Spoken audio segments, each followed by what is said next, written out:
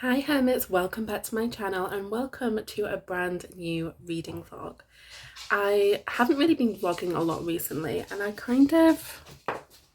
don't know, I just felt inspired to start today. So here I am filming the intro while I make myself a cup of tea. So it is currently Monday morning. It is a work day for me, which is why I'm not going to be spending a lot of time reading today, but I did just want to take a few moments to tell you what my plans are for this week.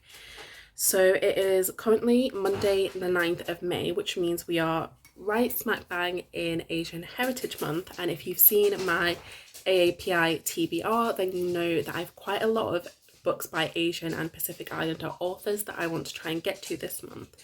I've already finished 2, which is great. I sort of deviated from the TBR for my 3rd book of the month just because it was due back at the library and I wanted to get to it instead of having to go through the ordeal of requesting it for I think a 2nd or 3rd time.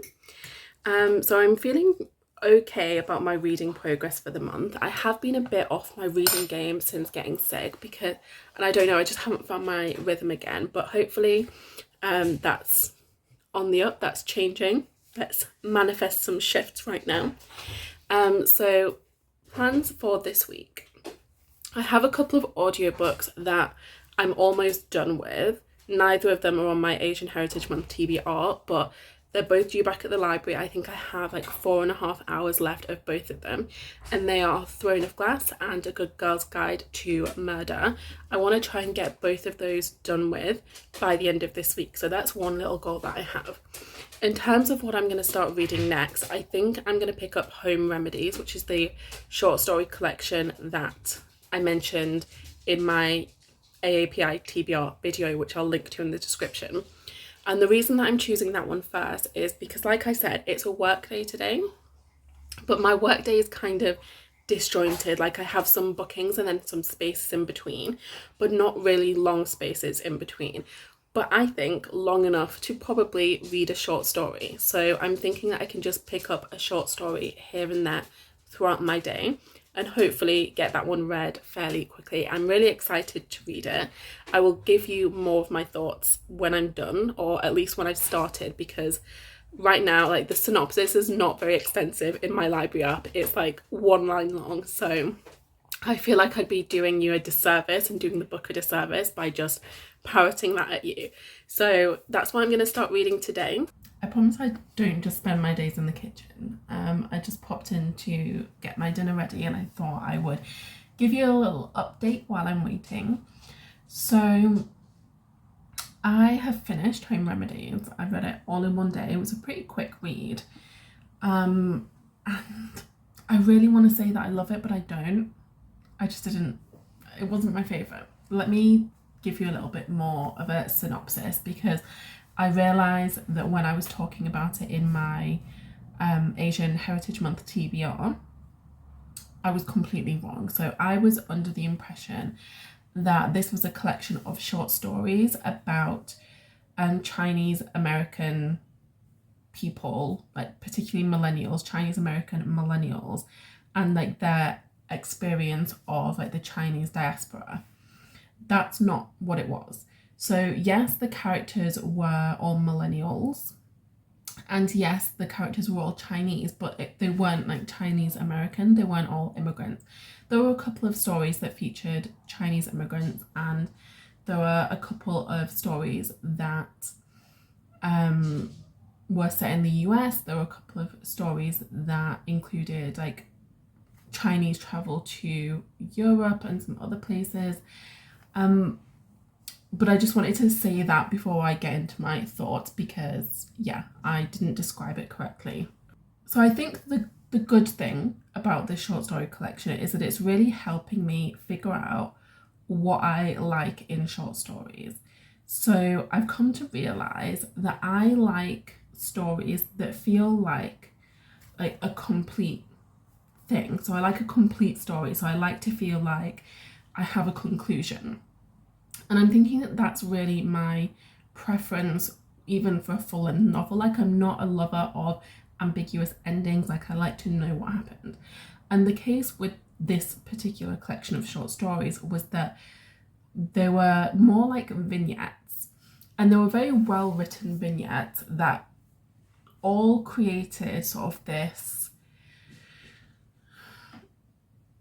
sense of unease, and it was done in different ways. Like, the author is a pure artist, she knows what she's doing, like she's very excellent at sort of making you feel something, but every single one of them then just abruptly ends. Like, it doesn't wrap anything up, it doesn't feel like any of the stories have that conclusion.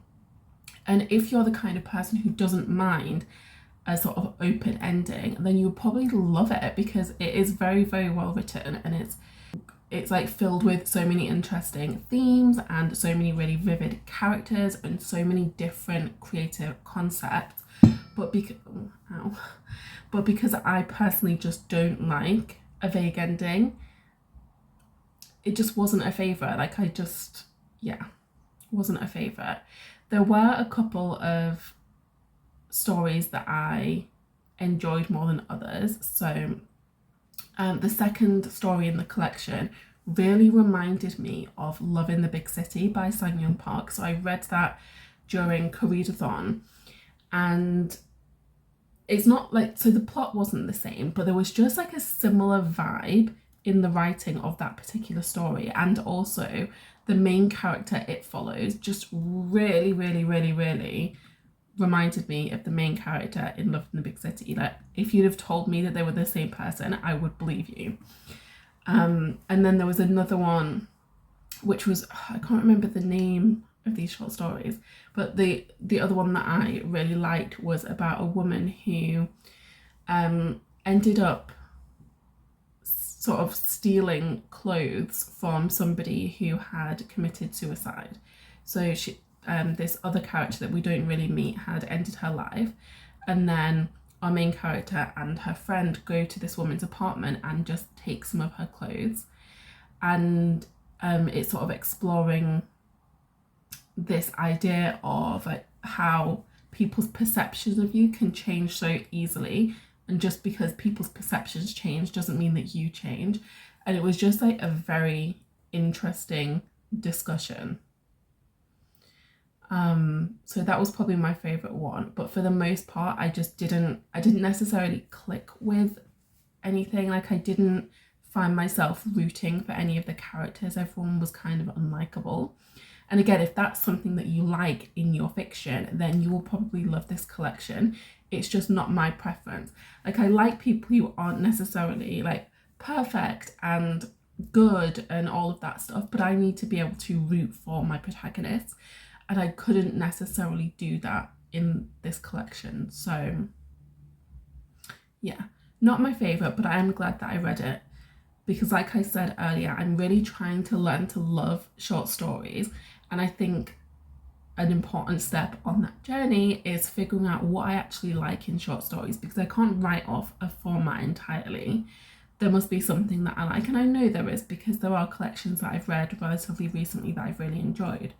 So yeah, I'm not entirely sure what I'm going to read next. I feel like I need a little bit of a palette cleanser, because those short stories did feel a little bit glum. So I think I might read one of Mindy Carling's like essays that she's written on Amazon, because I think they're really short. They're like 25 to 30 pages, something like that. So be a nice palette cleanser, something funny, and then I'll decide what I'm going to read next. I think my next like full length read is going to be The Tiger Mum's Tale, because that is the other AAPI book that I have out from the library, and I'm trying to prioritise my library books at the moment, because I've got into the habit of getting a bunch of books out from the library and then just never reading them and having to return them unread, and I don't want to do that. So yeah, I think those are going to be my choices to make a start on this evening, but I'm not anticipating like finishing another book today. But I'm feeling pretty good about my progress so far this week, because I finished One True Loves this morning and then finished Home Remedies this evening.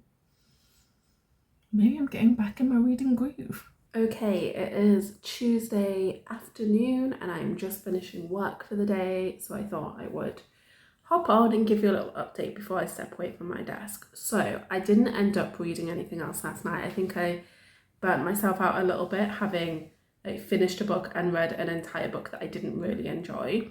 So I just let myself chill on the couch, drink hot chocolate, watch a nice chick flick, and it was a really, really lovely evening.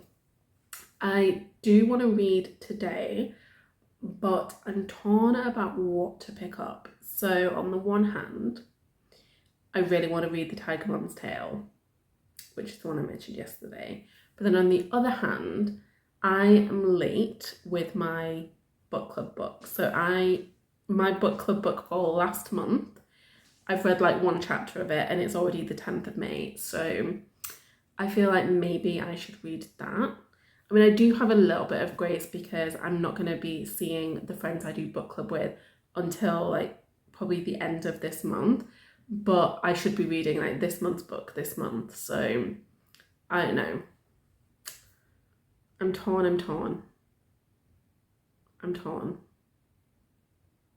I think I'm just not in the mood for like historical fiction with a lot of suffering, which is what the book club book is.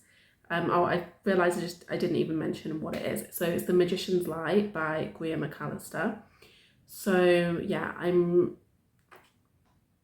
kind of feeling like I should read that, but I want to read The Tiger Mom's Tale and I just don't know. So I think I'm going to make myself a cup of tea, have a packet of crisps, maybe watch an episode of something on TV to cleanse my mental palate after my work day, and then I will pick my book. Maybe I'll bounce between the two. So maybe I will do some like solo at home reading sprints where I read one for a bit of time, then read another for a bit of time, just so that I can tick all of my boxes. I'm reading something for my mood because I want to read it, and I'm also reading something for my book club so I don't have that sort of dread that comes with always putting something off. I think that's what I'll do. Okay, let's do this. Good morning, it is Thursday and I thought I would give you a little update while I make my morning coffee, etc. So since we last spoke, I have done a fair bit of reading. Let's talk about that. So Tuesday, when I last updated you, my intention was to bounce between reading The Magician's Lie and The Tiger Mom's Tale.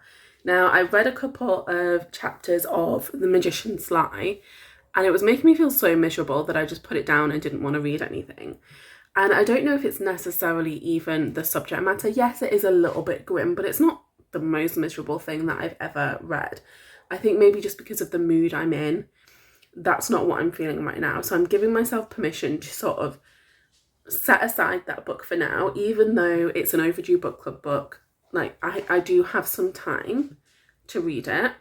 So I'm just going to give myself this gift, give myself this permission slip to read what I want to read, because I know myself and I know that if I keep trying to force it, I'm just going to end up in a reading slump. Oh, I need to get my vitamins. I'm a bit of a baby when it comes to swallowing tablets, so I need the chewy ones. Don't judge me.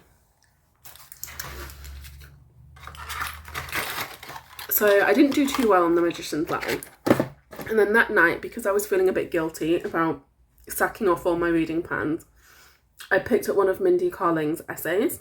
So she has a series of 6 essays that are exclusive to Amazon that you can borrow through Kindle Unlimited. And so I picked up the first one, which I believe is called Kind of Hindu. And it was good. Like, I really like her writing style.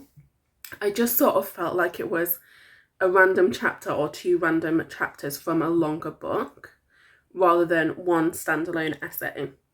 And again, like, I like her writing style. I was interested by the content. It's not a snub at the quality. It was just structurally, there was something a little bit off for me. But maybe if I read them all back to back, which you could, because I think they're all about 20 pages long, it might feel a bit different. I'd definitely be interested in reading her memoirs. I know I have one of them already on my Kindle, so I'll probably get to that at a later date. I do have a few other books on my Kindle right now that are like from different Amazon short series. So there's like a bunch of different series on Amazon, and they're like Amazon original stories that have like stories by different authors rather than a series by a single author. And there are a few that I have downloaded already that I would like to dive into, so I think I'm going to rely on those whenever I feel a little bit slumpy and I just want something quick to get me back in the mood and to pick up some momentum. But all in all, kind of Hindu. I liked it. It was informative, it was enjoyable, it was funny. She's a funny woman, and I will be reading the rest of the essays in that collection. When I went to bed, I decided to read a couple of chapters of The Tiger Mum's Tale, and I ended up getting through about 3/4 of that book. So The Tiger Mum's Tale by Lynn Lau Butler is about a woman living in New York. She's half Taiwanese, and she finds out that her dad dies. Her dad lives in Taiwan. They have an estranged relationship, and she finds out that there's something weird to do with her inheritance that is going to impact the rest of the family in Taiwan. And as we are reading this book, we're finding out about her family structure. So it's not a traditional family structure. So her parents had a fling. That's how she was conceived, and her mother met and married someone else. Her father met and married someone else, and they both had daughters with their respective spouses. And when Lexa, our main character, was I think 2, her parents reconnected, and he found out about her, and they started building a relationship. But then something happened when she was 14 that severed that tie, and for most of the book we don't know what that thing is. So we're seeing a couple of different timelines. So we're seeing modern day, dealing with life, all of that stuff, and then we're seeing in the past when she was visiting her family in Taiwan. I definitely have some thoughts. So first of all, obviously this is a very quick read because I managed to get through 3/4 of it in one night, and the writing is very simple and compelling and accessible, that you can just rip through it, very much like Colleen Hoover's books, short chapters, easy to get through. From a character standpoint, I love our main character. So Lexa is great. You can tell that a lot of thought and intention has been put into her character development and the fleshing out of her character. And I can relate to her in a lot of ways, not simply because her the story of her family is very similar to mine. I had a very similar thing with my parents having a fling and then meeting him for the first time when I was 5 or 6. So I can really relate to a lot of plot points in the story. However, the rest of the characters in this book leave something to be desired. At best, they're 2-dimensional. At worst, they are irritating as fuck. Lexa's her half-sister on her mother's side is possibly one of the most irritating characters I've ever come across in my life. This is a 30-plus-year-old woman who is married, she has children, she's a functioning adult. And she is so petulant and has so many tantrums. It's just so immature. I just can't wrap my head around it. And a lot of the other characters seem very much just archetypes.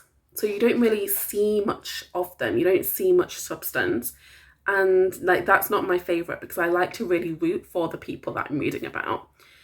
That might change, I still have some time for that to change, but that's probably my biggest criticism.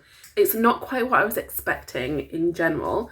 So I was thinking that it was going to be more of a literary fiction. I thought, because I knew that there was some kind of secret about the inheritance and some kind of secret about her Taiwanese family, but I was expecting it to be more of a generational thing of historically something had happened and she was going to go to Taiwan and unravel that mystery. But actually the mystery, it seems, is just what happened when she was 14 that caused this separation in the family. So it's very much a contemporary. And I don't know if my less than stellar reviews are more just because my expectations weren't met, because I was expecting something with a little bit more depth, a little bit more intrigue, and a little bit more of that historical fiction vibe that I love. So yeah, I mean, I'm enjoying it. I feel like I'm being quite critical here. Blame the fact that I haven't had my morning coffee yet. But it's an enjoyable book. It's just not what I expected. I also am not loving the direction that the mystery is going in. So I haven't reached the conclusion yet, but I think I've pretty much guessed what happened, and I don't like it. More because it just betrays that a lot of the characters in this book are trash. And like I said, I want to root for the people that I'm reading about. So I will update you when I move further on. I'll probably finish it today. Okay, I am just getting ready to go to the bank, so I thought I would film my next update while putting my face on so I look as presentable as humanly possible. So where were we when we last spoke? Well, right now it is Friday morning. So I know last time I updated you, I was talking about the Tiger Mum's tale. And I did finish that yesterday, and I definitely have some thoughts. So first of all, I stick with what I said about the characterization. I didn't think that was as well done as it could have been. I didn't think the mystery had as much depth and intrigue and magic as it could have. And I also had one big issue with the story, like, as a whole.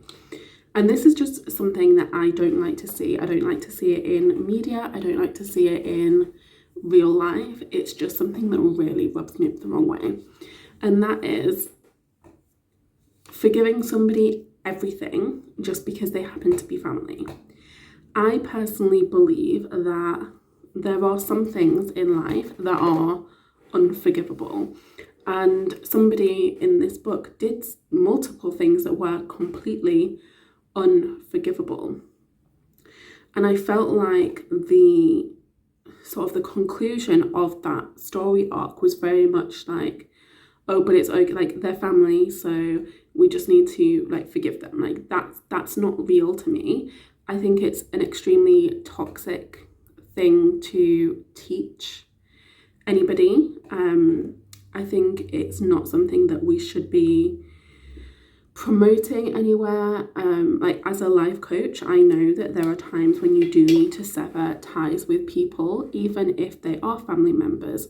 There are times when you need to establish boundaries. There are times when you need to, like, stand up for yourself and for others, and not give people a free pass just because they might happen to share genetic material with you.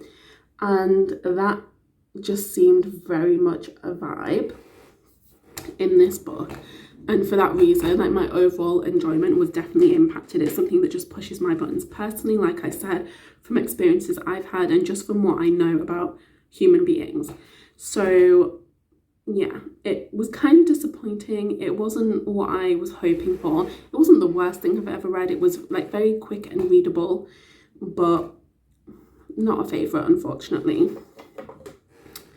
Then last night I picked up another one of those Amazon original stories, and this one was an essay from I think the collection is called The Real Thing, but it was an essay called The List by Jade Chang.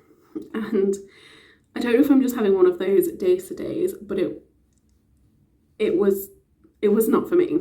So essentially, this was an essay about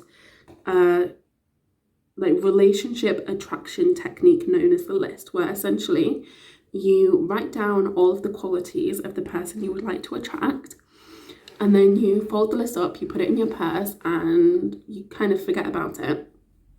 It's essentially like a manifestation tool. And just the way that it was written was so dismissive and so ignorant that it just, again, rubbed me up the wrong way.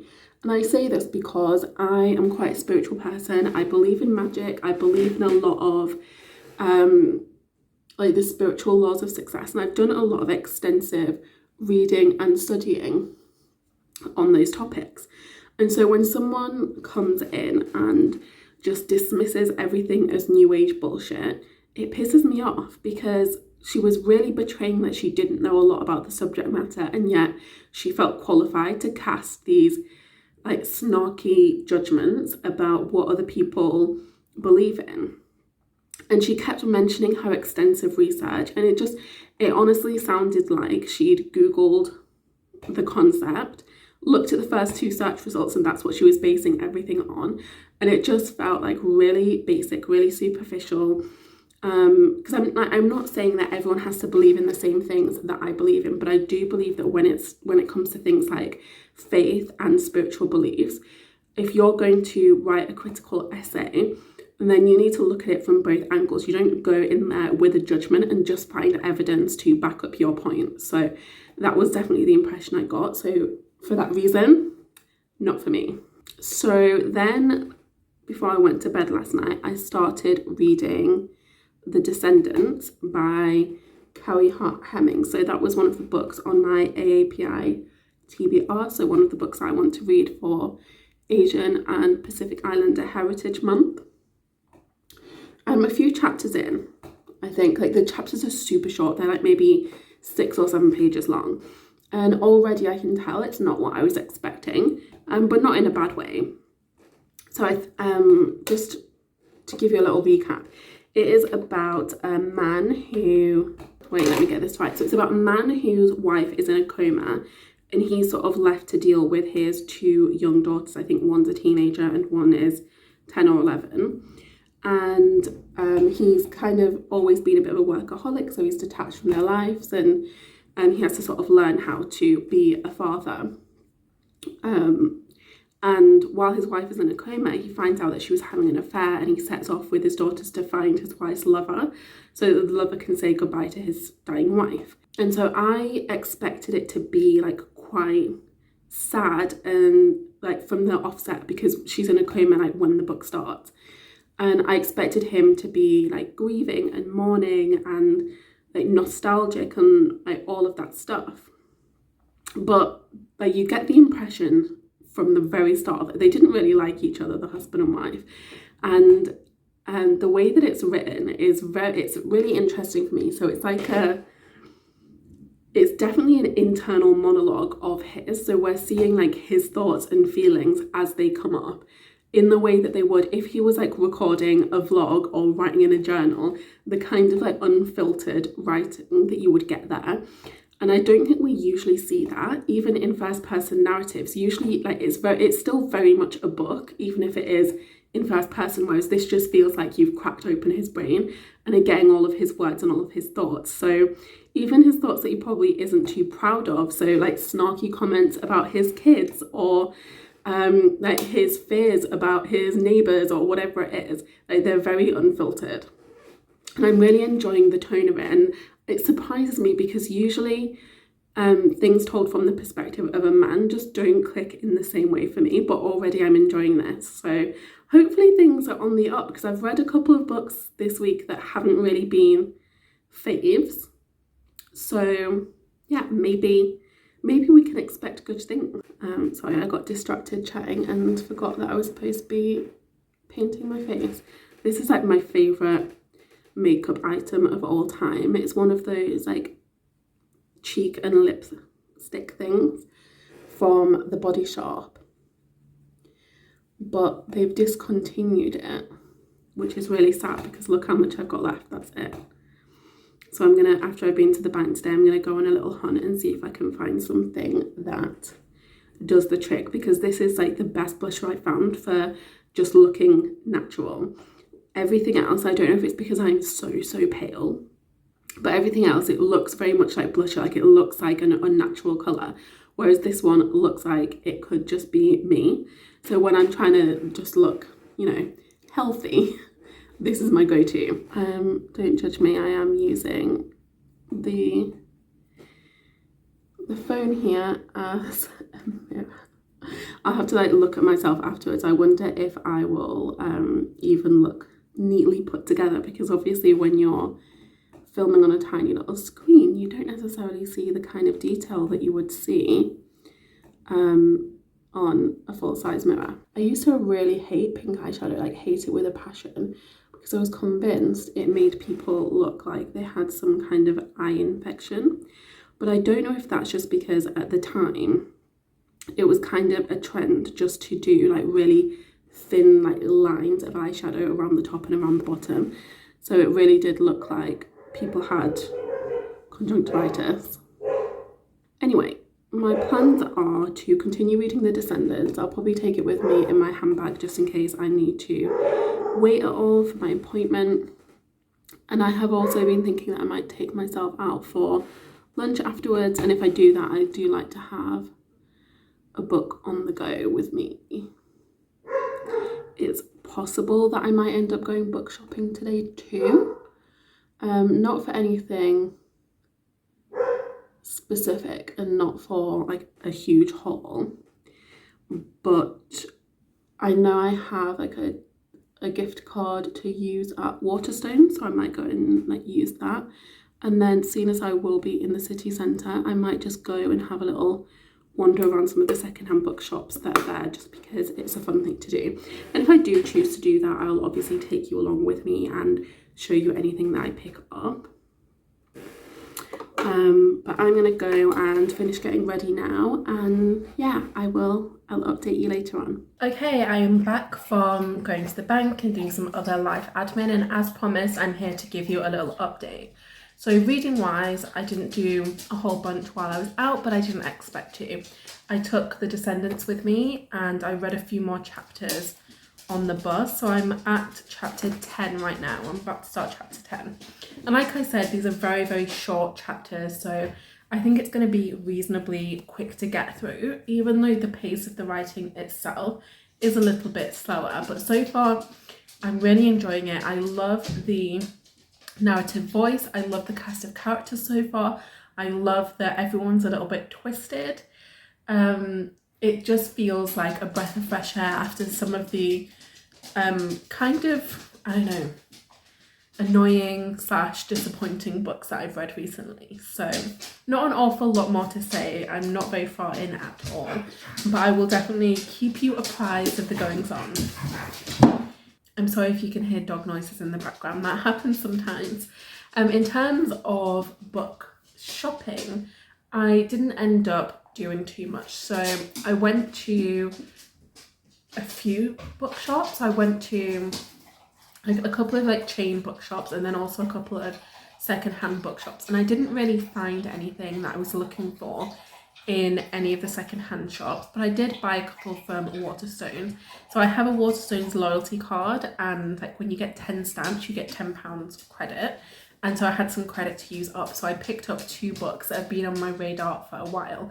I feel very restrained and very well behaved for doing that, because there were actually a few that I'd never heard of that I was itching to get, but I need to remind myself that unless I'm experiencing a moment where I'm like feeling extra abundant and rolling in the cash, I should be a bit more intentional about the books that I'm purchasing full price, because I do have so many things that I haven't read, and I have access to so many things through the library, on my Kindle, in secondhand shops. Like I need to be smart about these decisions, especially if I'm gonna buy the house of my dreams, which is the goal. Anyway, I picked up 2 with the credit that I had, and I'm just gonna share those with you today. First of all, don't these look like they belong together? It's a real vibe. They're published by completely different publishers, so I don't know if it's just a trend of the day to have like the black and white photography with like neon, I don't know.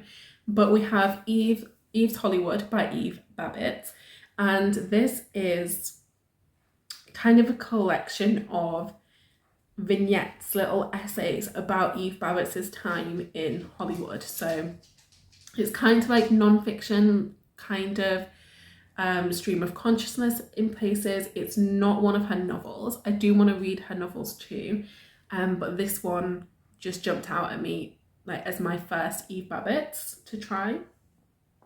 And I don't know what, like I knew that I wanted to pick up an Eve Babbitt's book, but I hadn't decided which one before I walked in, and there were 6 or 7 on the shelves, and I just went with my intuition. So we'll see how I feel about this when I get to it.